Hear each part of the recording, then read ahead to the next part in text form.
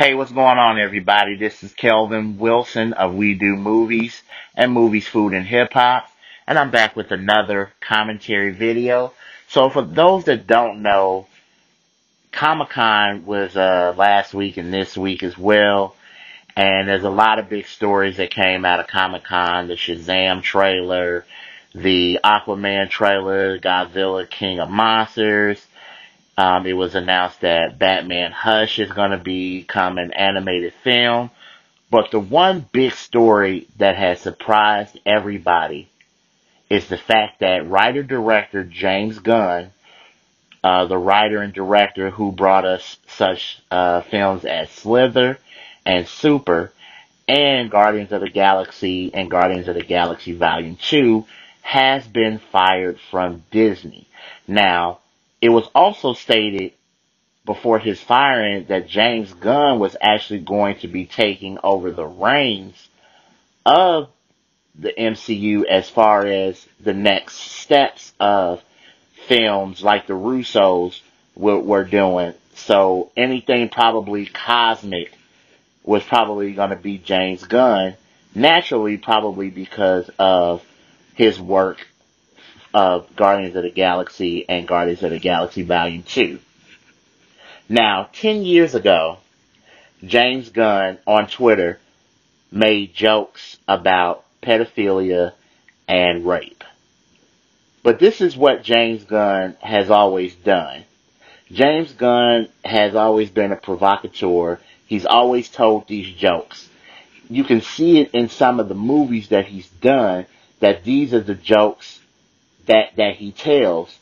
And we all tell stupid jokes, whether it's about rape culture or pedophilia or Catholic priests, racism. We all tell jokes. But for James Gunn to get fired, was that right or was that wrong? Honestly, I really don't know how to feel. I think because of the climate that we live in right now, and everything now is becoming PC. Now, don't get me wrong. I don't like hate speech, but I think people have the right to say it. But if you say hate speech in the business that you work in, you probably need to prepare to be let go from your company. Unless your company doesn't want to let you go, then that might be a lawsuit waiting to happen. But this also reminds me of the Roseanne Barr situation at ABC. Everybody knows Roseanne's politics. Everybody knows what she stood for.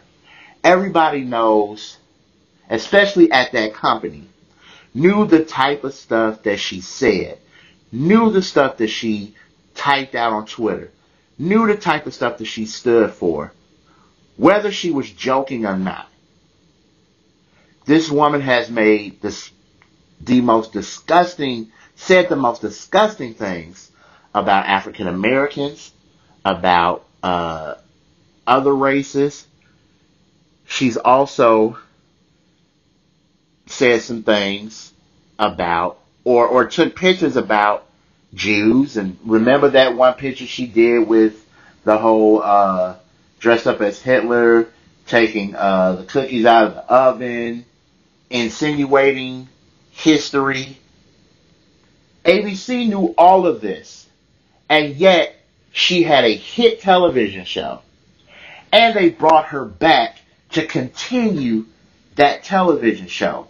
But once the remarks about Valerie Jarrett came out, then it was time to let her go. So just like we held ABC to task, we need to hold Disney to task as well. Because from a story that I just read, when James Gunn got the chance to direct the first Guardians of the Galaxy, this story came out. But Disney kept him on, not just for one film, but for Guardians of the Galaxy Volume 2 and Volume 3 now that he's gone. Now, I get it. I think there are some jokes that, to me, are very out there and very vile. But I would never tell anybody that they don't have the right to tell those jokes. Whether you, as a person, do not like those jokes or not. And I can honestly side with you. Okay, you don't like jokes about racism. That's fine.